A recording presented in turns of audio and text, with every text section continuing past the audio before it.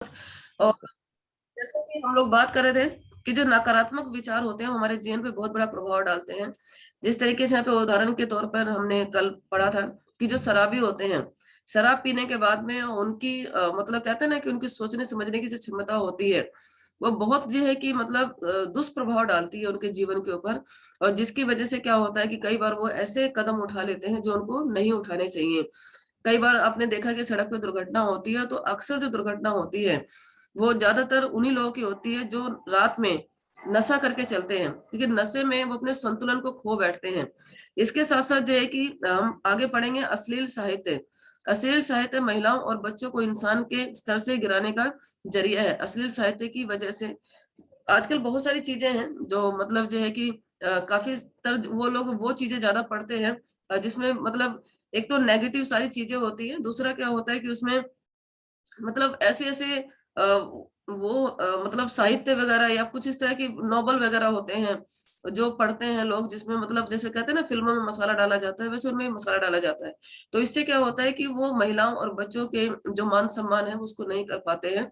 तो महिलाओं को इंसानी नजरिए से नहीं देखा जाता है, बच्चों को यौन शोषण होता है, शादियां टूट जाती है और यौन हिंसा बढ़ती है। नैतिक मूल्य को मखोल उड़ नैतिक मूल्य को मखोल उड़ता है। व्यक्ति, परिवार और समाज नष्ट होते हैं। जाहिर सी बात है कि जिस तरह के बीज हम बोएंगे उसी तरह की फसल हम भी काटेंगे। अमेरिका में हर 46 सेकंड में किसी न किसी महिला के साथ बलात्कार हो जाता है। National victim centre crime victim research and treatment centre सन 1992 उसने एक रिसर्च में बताया है कि वहां पे हर 46 सेकंड के अंदर एक महिला के साथ बलात्कार होता है और बलात्कार करने वालों में से 86% लोगों ने स्वीकार किया है कि वे अश्लील साहित्य नियमित रूप से पढ़ते रहते हैं। उनमें से 57% लोगों ने यह भी माना है कि यौन अपराध करते समय उन्होंने अश्लील साहित्य में बयान किए गए दृश्यों की नकल की थी। डॉक्टर विलियम मार्शल, यह देखकर के दुख होता है कि कुछ लोग पैसा कमाने के लिए इतना गिर जाते हैं कि अश्लील साहित्य की बिक्री को अपना पैसा ही बना लेते हैं। यानी इस तरह की बुक्स बहुत ज्यादा मार्केट में बिकती है और बहुत ज्यादा लोग इसको इस्तेमाल भी करते हैं। और कहते हैं कि जैसा आप देखते हो जैसा आप सुनते हो और जिस तरह के उसी तरीके के थॉट आपके पास में आते हैं और उसी तरीके से जो विचार बनते हैं उसी तरीके से कहीं ना कहीं हमारी बॉडी उस एक्शन को लेकर के आती है। और कहीं ना कहीं यही नतीजा है कि अब देखिए आज की डेट में हम सभी लोग जानते हैं कि आज की डेट में जो मीडिया है या जो आज की डेट में आप देख रहे हैं कि डिजिटल इंडिया हो चुका है। आज आप देखिए कि हर बच्चे, पहले क्या था, बड़ों के हाथ में भी फोन होना बड़े सौभाग्य की बात होती थी, वो भी एंड्रॉयड फोन होना। लेकिन आज आप देखिए बच्चों के हाथ, छोटे छोटे बच्चों के हाथों में एंड्रॉयड फोन है। और हम सभी लोगों को पता है कि वहां पे यूट्यूब होता है और बहुत सारी चीजें होती हैं। तो आज की डेट में जिस तरीके से मतलब कहते हैं ना ज्ञान बढ़ रहा है, जिस तरीके से हम अपनी बुद्धि का विकास कर रहे हैं उसी तरीके से कहीं ना कहीं हम ऐसी चीजों में अपनी बुद्धि को लगा लेते हैं जहां पे हमें नेगेटिव चीजें मिलती हैं, जहां से हमें गलत थॉट आते हैं, जहां से हमें गलत एक्टिविटी हमारे अंदर जन्म लेती है। तो हमें सोचना है, समझना है। देखिए साधन बने हैं इंसान को उपयोग करने के लिए, ना कि उसका दुरुपयोग करने के लिए। लेकिन आज की डेट में क्या हो रहा है, साधनों का उपयोग कम होता है, दुरुपयोग ज्यादा होता है। यानी उन्हीं साधनों से आप अच्छा सीख सकते हैं, अच्छा आप समझ सकते हैं, अच्छा अपने आप को बना सकते हैं। लेकिन उन्हीं साधनों का हम गलत तरीके से इस्तेमाल करके हम गलत थॉट, गलत एक्टिविटी और गलत चीजों का हम ज्यादा जो है कि अनुभव करते हैं। और कहीं ना कहीं वो हमारी जिंदगी में उतर करके आता है। किसी भी चीज के ऊपर जितना प्रकाश आप डालते हैं, जितना आप फोकस डालते हैं, उतनी चीज वो बढ़ जाती है। यह देख करके दुख होता है कुछ लोग पैसा कमाने के लिए इतना गिर जाते हैं कि अश्लील साहित्य की बिक्री को अपना पेशा ही बना लेते हैं। नकारात्मक फिल्में व टेलीविजन कार्यक्रम, जी हाँ, सबसे बड़ा दुष्प्रभाव। और आज टीवी से दुष्प्रभाव जो है कि मोबाइल का पड़ रहा है। आजकल के बच्चों के नजरिए और मूल्यों पर किसी और के बजाय फिल्मों और टेलीविजन कार्यक्रमों का ज्यादा असर पड़ता है। एक अनुमान के अनुसार अमेरिका में बच्चे हाई स्कूल तक पहुंचते पहुंचते 20,000 घंटों के टेलीविजन कार्यक्रम देख चुके होते हैं। और उनको उनकी आंखों के सामने से 5,000 हत्याओं के दृश्य और अल्कोहल से संबंधित 1 लाख विज्ञापन गुजर चुके होते हैं। जी हाँ।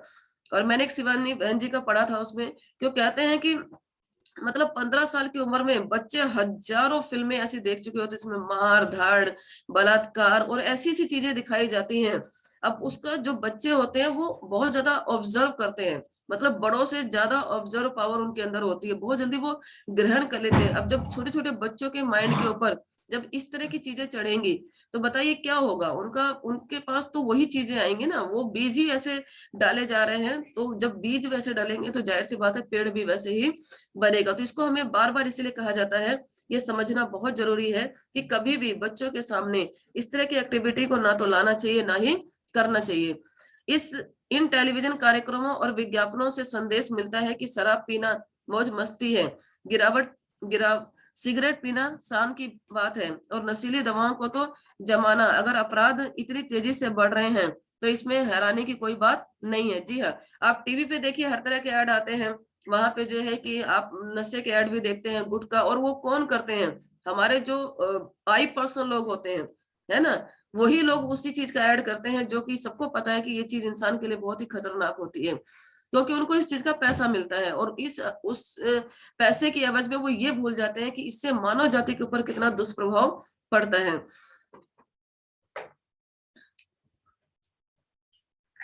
अगर अपराध इतनी तेजी से बढ़ रहे हैं तो इसमें हैरत की कोई बात नहीं है। टेलीविजन धारावाहिक और कार्यक्रम तथा फिल्में शादी से पहले के और शादी के बाद पराये स्त्री पुरुषों के साथ कायम होने वाले शारीरिक संबंधों को बड़े लुभावने अंदाज में पेश करते हैं। इसलिए अगर रिश्तों में प्रतिबद्धता की कमी दिखाई दे रही है, तलाक के मामले बढ़ते जा रहे हैं, तो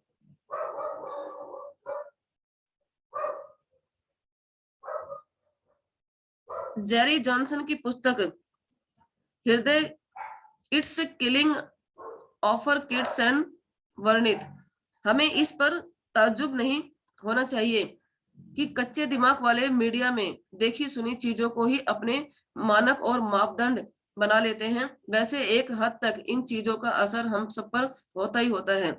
गाली गलौज, गाली गलौज के इस्तेमाल से यही लगता है कि ऐसी भाषा का इस्तेमाल करने वालों के पास में शब्दों की कमी होती है, वे खुद पर काबू नहीं रख पाते हैं और उनमें आत्म अनुशासन की भी कमी होती है। रॉक संगीत, कुछ लोकप्रिय गीत अश्लील हैं, जो संगीत सुनते हैं या कला के जिन प्रदर्शनों को देखते हैं वह हमारे अवचेतन मन पर असर डालते हैं। आज बहुत सारे बताया ना कि आजकल मीडिया इतना तेजी के साथ बढ़ रहा है, टेक्नोलॉजी इतनी तेजी के साथ बढ़ रही है कि आज ये चीजें आम बात हो चुकी हैं। आज आप देखिए छोटे छोटे बच्चों के अंदर इतना गुस्सा होता है, इतना मतलब इतनी लैंग्वेज उनकी खराब होती है। आज वो कहते हैं ना नैतिक मूल्यों की क्षति होती चली जा रही है। 7वां कदम, जरूरी कामों को पसंद करने की आदत डालें। जो जरूरी है उसमें जो जरूरी है उससे शुरू करें, फिर जो मुमकिन है वह करें, और आप अचानक पाएंगे कि आप नामुमकिन काम को भी करने लगेंगे। किसने कहा है? सेंट फ्रांसिस ऑफ असीस ने। कुछ काम ऐसे होते हैं जिन्हें हम पसंद करें या नापसंद करें वह हमें करने ही पड़ते हैं। जैसे कि एक माँ अपने बच्चे की देखभाल हर हाल में करती है। कोई जरूरी नहीं है कि इससे उसे हमेशा सुख मिलता हो, बल्कि कई बार तो यह तकलीफदेह हो सकता है। लेकिन हम ऐसे जरूरी कामों को पसंद करना सीख लें तो फिर नामुमकिन भी मुमकिन बन जाता है। 8वां कदम, अपने दिन की शुरुआत किसी अच्छे सकारात्मक काम से करें। जी हाँ, सुबह के वक्त सबसे पहले कोई अच्छी चीज पढ़े या सुने। रात में अच्छी तरह सोने के बाद में हमारा तनाव दूर हो चुका होता है और हमारा अवचेतन मन किसी बात को बड़ी आसानी से कबूल कर लेता है। इसमें दिन भर के लिए एक लक्ष्य बन जाता है, और हमारी दिमागी सोच का ताना बुना ताना बाना सही रूप से ले लेता है, जिससे हमारा पूरा दिन अच्छा बन जाता है। इसलिए कहा जाता है ना कि जब भी हम सवेरे उठते हैं तो सबसे पहले धरती पे कदम रखने से पहले अपने बिस्तर पर ही बैठ करके आपको एक तो मेडिटेशन करना है। मेडिटेशन के साथ साथ में आपको कुछ ऐसी जो है कि कहते हैं ना कि मोटिवेशनल मतलब जो है कि कुछ इस तरह के जो है कि अपने शब्दों को दोहराना है, जैसे हम जीवन में क्या बनना चाहते हैं, क्या पाना चाहते हैं, उसको विजुलाइज करना है। और इसी के लिए बताया जाता है कि जो मेडिटेशन है वो सबसे अच्छा पार्ट आपकी लाइफ का है, और सबसे अच्छा इन्वेस्टमेंट है आपके समय का, जहां पर आप अपने आप को मेडिटेट करते हैं, यानी आप अपने अंतर मन की तरफ जाते हैं, अंतर मन के अंदर झांकते हैं, और जहां पे आप अपने आप को उस तरीके से देख पाते हैं जैसा आप बनना चाहते हैं। और हम लोग इसीलिए बार बार कहते हैं कि हम लोग ऐसे सिस्टम के अंदर हैं जहाँ पे हमें सवेरे उठ करके सवेरे 5 बजे यहाँ पर जब हम आते हैं तो हमें अच्छे विचार, हम अच्छा सुनते हैं, और यही कारण है कि पूरे दिन 23 घंटे 22 घंटे जो हमारी एक्टिविटी होती है वो बिल्कुल पॉजिटिव होती है। हम पॉजिटिव सोच के साथ में उठते हैं, पॉजिटिव सोच के साथ में हमारी दिनचर्या यहाँ पे शुरू होती है। तो कहते हैं जैसा बीज डालेंगे वैसा ही पेड़ बनेगा, ये बहुत जरूरी है। पूरे पूरे दिन अच्छा बन जाता है। खुद में बदलाव लाने के लिए हमें सोचे समझे ढंग से कोशिश करनी होगी, और पूरे संकल्प के साथ अच्छे विचार और व्यवहार को अपनी जिंदगी का हिस्सा बनाना होगा। सकारात्मक विचार और व्यवहार को अपने अपने अपनाने का अभ्यास रोज करें, और इसे तब तक जारी रखें जब तक कि आदत ना बन जाए। यानी अगर हमारे अंदर कोई भी कमी है, सबसे पहली कमी क्या होती है, हम सवेरे उठ नहीं पाते हैं। तो इस कमी को दूर करने के लिए कोई और नहीं आएगा। इस कमी को दूर करने के लिए हमें क्या करना पड़ेगा, अपनी हैबिट को बनाना पड़ेगा, यानी सवेरे उठना पड़ेगा। और कहते हैं किसी भी काम को अगर आप 21 दिन कर लेते हो तो 22वें दिन वो आपकी हैबिट बन जाती है, वो आपके सबकॉन्शियस माइंड में चली जाती है। उसके बाद आपका अलार्म नहीं भी लगेगा। अगर आप रात को सोच करके सो गए कि मुझे सवेरे 4 बजे उठना है, और क्यों उठना है, क्योंकि मुझे फ्रेश होना है, मुझे नहा धो करके मुझे जो है कि सवेरे 5 बजे इस प्रोग्राम का हिस्सा बनना है, मुझे प्रैक्टिस करनी है, मुझे जो है कि यहाँ पे बुक रीडिंग को सुनना है, मुझे पढ़ना है, ताकि 22 घंटे जब मैं फील्ड में जाऊं तो मैं जब लोगों से मिलूं तो मैं उनको 1% एक अलग से नॉलेज अपनी दे पाऊं। जब इस तरह के विचार को हम लेकर के रात को हम सोते हैं तो आप देखना कि आपकी नींद 4 बजे नहीं खुलेगी। आपकी नींद 4 बजने में जब 10 मिनट होंगे तभी आपकी नींद खुल जाएगी। क्योंकि जब तक हमारे माइंड को किसी भी चीज का कारण हम नहीं बताते हैं ना, वो उस काम को करता ही नहीं है। लेकिन जब आपने उसको कारण बता दिया कि 4 बजे उठना है, लेकिन क्यों उठना है ये बताना बहुत जरूरी है। तो जब हम कारण बता देते हैं तो हमारा जो सबकॉन्शियस माइंड होता है वो जागृत हो जाता है, उसको ये समझ में आ जाता है कि इसको 4 बजे उठना ही उठना है। और फिर आप देखिए कि वो मॉर्निंग के 4 बजे नहीं, आप बल्कि 10 मिनट पहले ही उठ जाते हैं। तो जब तक ये आदत ना बन जाए तब तक हमें ये अभ्यास को करना ही करना है। हार्वर्ड विश्वविद्यालय के विलियम जेम्स का कहना है कि अगर आपको अपनी जिंदगी बदलनी है तो उसकी शुरुआत फौरन करें। जी हाँ, उसमें हम देर ना करें और कोई भी काम कल पर ना टालें। हमने पहले पढ़ा था कि जो काम करना है उसको अभी से शुरू करें, ये ना कहें कि कल कभी भी जिंदगी में आता नहीं है। अगर आप अब तक बताए जा चुके 8 तरीकों का अमल कर चुके हैं तो विजेता बन जाएंगे। जीतने वाला बनाम हारने वाला। कहते हैं ना, जीतने वाले कोई भी काम मतलब अलग से नहीं करते हैं, वो हर काम को अलग ढंग से करते हैं। ठीक है ना। तो जीतने वाला हमेशा समाधान का हिस्सा होता है, वो हमेशा समाधान ढूंढता है। हारने वाला हमेशा समस्या का हिस्सा होता है, वो हमेशा समस्याओं से घिरा रहता है। जीतने वाले के पास हमेशा कोई ना कोई कार्यक्रम होता है, यानी कुछ ना कुछ वो अपने आप को बिजी रखता है, एक्टिविटी में रखता है। हारने वाले के पास हमेशा कोई ना कोई बहाना होता है। जीतने वाला कहता है कि मैं आपके लिए यह काम कर देता हूँ, हारने वाला कहता है कि यह मेरा काम नहीं है। जीतने वाले के पास हर समस्या का कोई ना कोई हल होता है, और हारने वाले के पास समस्या है पर समाधान नहीं है। जीतने वाला कहता है कि मुश्किल होने के बावजूद यह काम किया जा सकता है, और हारने वाला कहता है कि इस काम को किया जा सकता है पर यह बहुत मुश्किल है। यानी वो हमेशा नेगेटिव थॉट के साथ में रहते हैं। हारने वाला कोई कोई कोई गलती करने पर जीतने वाला कहता है मैं गलत था। हारने वाला से कोई गलती अगर होती है तो वो कहता है इसमें मेरी कोई गलती नहीं है। क्योंकि वो कभी भी अपने आप को जो है कि कहता है ना, कभी भी वो अपने आप को पवित्र नहीं करते हैं। इसका मतलब ये होता है कि वो कभी भी अपने आप को सुधारने का प्रयास नहीं करते, यानी कभी वो अपनी गलती को एहसास नहीं करते हैं। जीतने वाला वचनबद्ध होता है, लेकिन हारने वाला जो होता है वो हमेशा खोखले वादे होते हैं, यानी वो किसी भी काम को मतलब कहते तो हैं पर वो कभी भी करते नहीं है। जीतने वाले की आंखों में कामयाबी के सपने होते हैं, हारने वाले के पास खोखली योजनाएं होती हैं। जीतने वाला कहता है कि मुझे कुछ करना है, और हारने वाला कहता है मुझे कुछ होना चाहिए। जीतने वाला टीम का हिस्सा होता है, और हारने वाला टीम के हिस्से करता है, यानी वो बंटवारा करता है। और बहुत सारे लोग आपको मिलेंगे डायरेक्ट सेलिंग के अंदर जो कहते हैं चैन बनाने का सिस्टम है, यहाँ पे जोड़ने का सिस्टम है। तो देखिए, जोड़ना अच्छी बात है लेकिन तोड़ना बहुत बुरी बात है, और हम शुक्र है कि हम लोगों को जोड़ करके रखते हैं।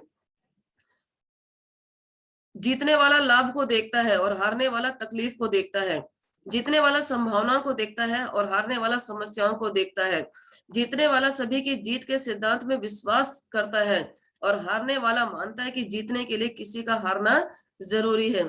जीतने वाला आने वाले कल को देखता है और हारने वाला बीते हुए कल को देखता है। जी हाँ, इसीलिए कहा जाता है कि जब भी गाड़ी चलाइए तो हमेशा फ्रंट जो आपके सामने बड़ा शीशा उसको देख करके चलाइए। लेकिन अक्सर लोग क्या करते हैं, गाड़ी गाड़ी चलाते समय पीछे देखते हैं। यानी जो आपकी जिंदगी की गाड़ी है, आप अपने पास्ट से तजुर्बा लीजिए, सीखिए उससे। जो आपने जो कुछ भी किया था, पास्ट से कहते हैं सीखना है, और फ्यूचर को ब्राइट करने के लिए आज को बनाना है। यानी बीते हुए कल से सीख करके आज का निर्माण करना है, ताकि आने वाला भविष्य जो है वो जैसा हम चाहे वैसा हम बना पाए। जीतने वाला सभी की जीत के सिद्धांत में विश्वास करता है, और हारने वाला मानता है कि जीतने के लिए किसी का हारना जरूरी है। जीतने वाला आने वाले कल को देखता है, और हारने वाला बीते हुए कल को देखता है। जीतने वाला स्थिर स्वभाव वाले ताप स्थायी जैसा होता है, और हारने वाला ताप ताप मापी जैसा होता है। जीतने वाला सोच करके बोलता है, और हारने वाला बोल करके सोचता है। जीतने वाला विनम्र शब्दों से कड़े तर्क पेश करता है, और हारने वाला कड़े शब्दों में कमजोर तर्क पेश करता है। जीतने वाला बुनियादी मूल्यों पर मजबूती से टिका रहता है, पर छोटी मोटी चीजों पर समझौता कर लेता है, और हारने वाला छोटी छोटी बातों पर अड़ जाता है, लेकिन मूल्यों पर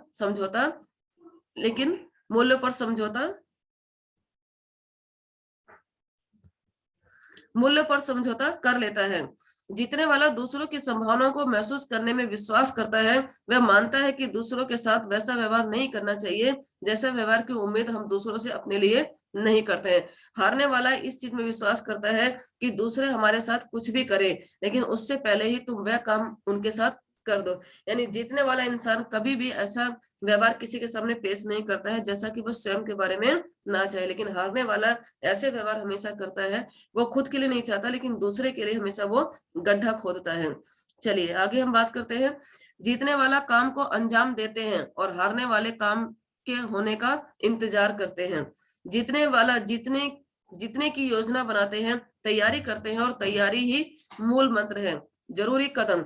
असफल होने पर आप निराश हो सकते हैं, लेकिन अगर आपने कोशिश की ही नहीं तो आपका नाश हो जाएगा। यानी यहाँ पे है, हमें कोई भी काम करने के लिए अपने आप को तैयार करना चाहिए। जब तक हम अपने आप को तैयारी, और हमारे मिस्टर गौतम वाली सर भी कहते हैं कि जीत के लिए तैयारी, यानी जैसी आपकी तैयारी है उसी तरीके से आपकी सफलता यहाँ पे हासिल होती है।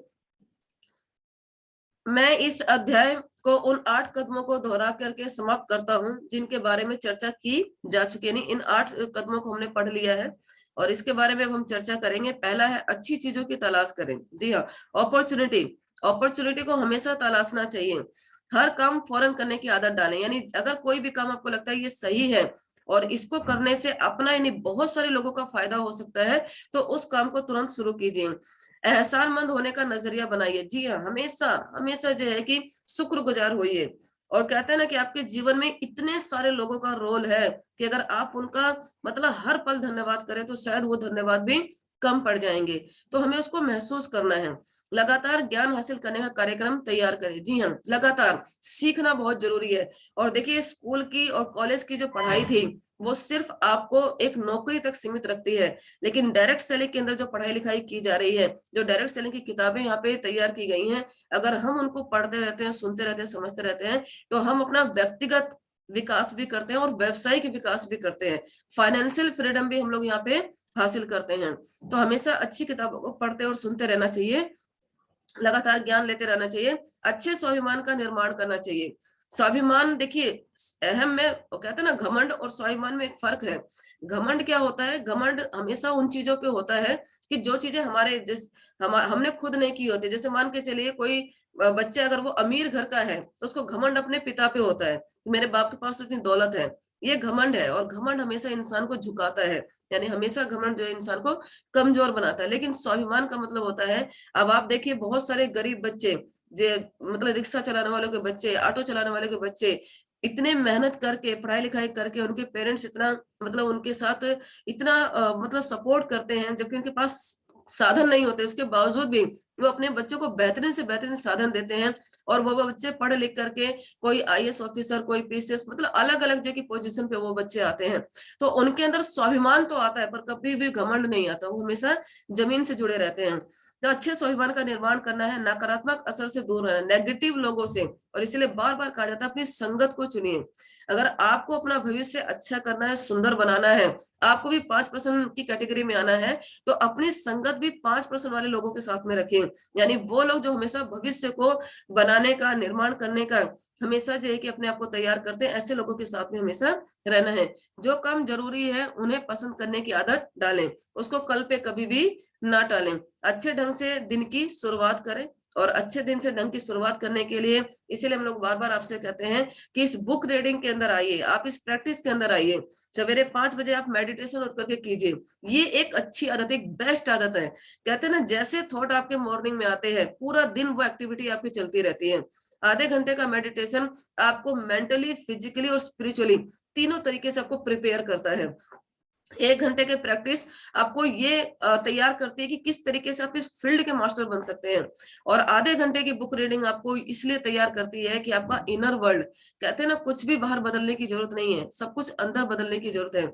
जब तक हम अपने नेचर को नहीं सुधारेंगे, अपने आदतों को नहीं सुधारेंगे, तब तक हम अपने भविष्य का निर्माण उसी तरीके से करते रहेंगे। जो हमारी पुरानी आदतें, जो हमारी पुरानी धारणाएं हैं, अगर उनको बदलना है तो हमें नई आदतों के अंदर, नए धारणाओं के अंदर आना पड़ेगा। और उसका सबसे अच्छा जो रोल अदा करती है वो होती है बुक। बुक के अंदर किसी ने अपना अनुभव डाल दिया है, बुक के अंदर किसी ने अपना पूरा जीवन डाल दिया है। तो अगर पूरा जीवन उसका जीना है तो उतना जीवन जीने की जरूरत नहीं है, उसकी बनाई हुई किताब को आप पढ़ लीजिए, और जो उनके जीवन में जो भी अनुभव रहा है उन्होंने इसमें सारा निचोड़ रख दिया है। और आज हम लोग सौभाग्यशाली हैं कि हम लोग ऐसे सिस्टम के अंदर हैं, ऐसे अपलाइन के साथ में हैं कि जो हमें तीनों तरीके से मेंटली, फिजिकली और स्पिरिचुअली तैयार करते हैं।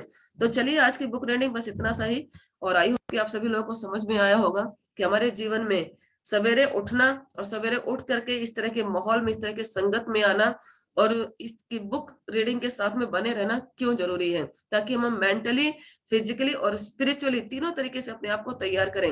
यानी यहाँ की दुनिया के लिए तो तैयार कर ही रहे हैं, उस ऊपर की दुनिया, यानी कहते हैं ना, जो दुनिया में आया है वो जाएगा भी, ये निश्चित है। लेकिन जाते समय बहुत सारे लोगों के जीवन में काश होता है। क्यों? क्योंकि वो सोचते हैं काश मैंने कुछ अच्छा कर लिया होता, काश मैंने कुछ ऐसा कर लिया होता। तो हमारे साथ में वो काश ना जुड़े, उसके लिए हम लोग यहाँ पे जो है कि अपने आप को तीनों तरीके से तैयार कर रहे हैं। तो thank you so much all participants, thank you so much हमारे मैनेजमेंट नंदलाल वर्मा जी, जयराम तिवारी जी, और थैंक यू सो मच हमारे greater point mister Rajeshwar sir, जिनके माध्यम से सेशन चलता है। और हम लोग सौभाग्यशाली हैं कि हम लोग आज यहाँ पे इस संगत का हिस्सा है। लेकिन एक जिम्मेदारी भी हम लोगों को लेनी चाहिए कि जो संगत आपको मिल रही है वो संगत आपको बांटनी चाहिए। कहते हैं ना, अच्छी चीजों को बांटना चाहिए। तो हम लोगों को एक जिम्मेदारी लेनी चाहिए, कम से कम प्रतिदिन हम एक व्यक्ति को तैयार करें कि वो डेली इस सेशन में आए, और डेली इस सेशन में आकर के और वो अपने आप को उस लायक बनाए, ताकि वो अपने आप को अपने जीवन में कभी भी सफलता के लिए कभी भी वो निराश ना हो, यानी हमेशा वो पॉजिटिव रहे, हमेशा सफलता की तरफ बढ़ते रहें। तो thank you so much sir, और over to Nandlal, sorry, Jainarayan Tiwari ji. जी सर, जयनारायण तिवारी जी।